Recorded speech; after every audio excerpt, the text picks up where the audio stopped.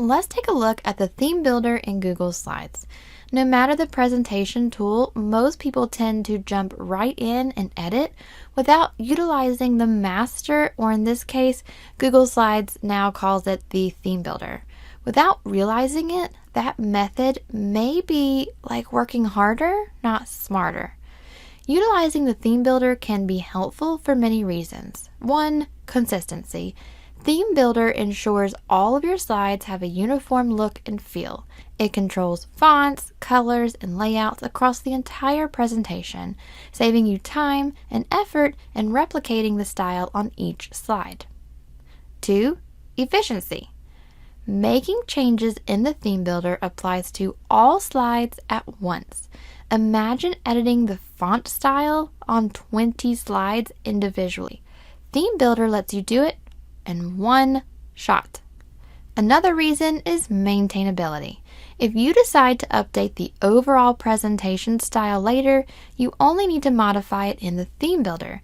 This keeps your edits centralized and avoids the risk of missing a slide during those manual updates. Plus, think about all of the time that is saved. And a fourth reason is collaboration. Sharing a presentation with a consistent theme through the theme builder makes collaboration smoother.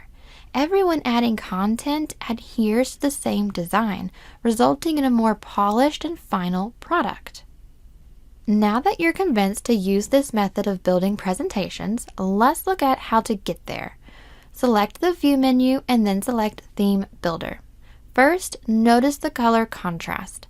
The film strip is still white and the theme builder is a dark gray. You can use the X in the top right corner to close the theme builder, or you can click on a slide in the film strip. On the toolbar is a new button. It's called Colors. You can click on Colors to open up the theme colors. Use the drop-down menu to select an item and then customize the color. Repeat as needed. This allows you to easily design slides with a specific set of colors. Next, notice the difference between theme and layouts. Like building a house, the theme slide is the blueprint. It dictates the overall visual identity, so fonts and colors, that applies to all layouts and, consequently, all slides in your presentation. Your layout slides are like the room layouts. They offer various content organization and arrangement options within the framework established by the theme slide. So use the theme slide to change the font and style for the entire presentation. Notice changes made here are applied throughout, but you can still customize individual layouts. Now, looking at the layout slides. As you click on a layout, notice slides in the presentation with that layout are outlined in yellow in the film strip. This helps you identify which slides to monitor as you make changes in the theme builder. When on a layout slide, notice the tools in the toolbar look similar to regular slides, but both text box and image have special features in the theme builder. So let's update this first slide. Make any formatting adjustments or move or resize any objects. Let's look at the special text box feature called placeholders. These placeholders allow you to efficiently add text while maintaining a consistent format throughout the presentation. So this slide has a title placeholder and a subtitle placeholder. To add another placeholder, click the text box from the toolbar and then select Body Text Placeholder.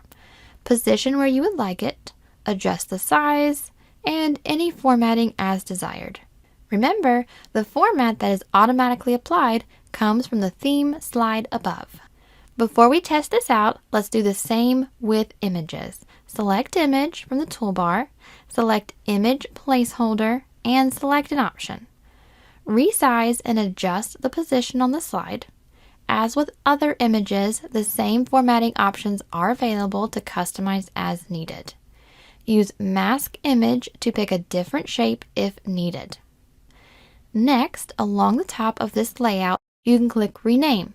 Give the slide a useful name, especially when collaborating with others.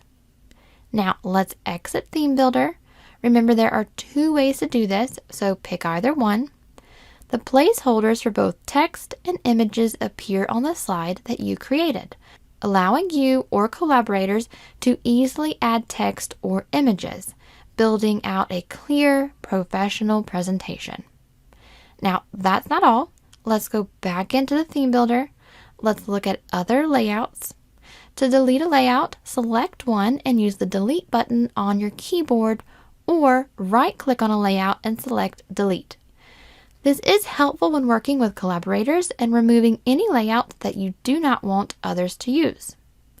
To copy or duplicate a layout, use the right-click menu. If you copy or duplicate a layout, make sure to rename the layout to something helpful. Now let's circle back to our look at text boxes and images. Anything here in the Theme Builder, aside from our placeholders, is locked from editing. So it's like placing untouchable items in the background. One great idea for this is logos. Use the image tool in the toolbar, select image again, and select the option that you need. In this case, I'm going to grab the Google Slides logo and pretend like it's my school, company, or department logo. Shrink it down and place it in one of the corners. You can now copy and paste this to other layouts so that the logo appears on all slides of your presentation.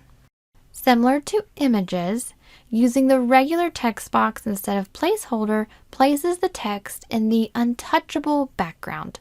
So this could be used for writing something like the copyright information or when it was last updated, any kind of text that is sort of permanent and untouchable in the background. With this concept in mind, you can get even more fancy here by adding shapes and images to really create and personalize the presentation's overall theme and design. The possibilities here really are endless, so design away. Everything here is in the background. And that's it for the Theme Builder in Google Slides. If you're not a subscriber, click down below to subscribe so you get notified about similar videos we upload. To see the full course that this video came from, click over there. And click over there to see more videos from Simon Says It.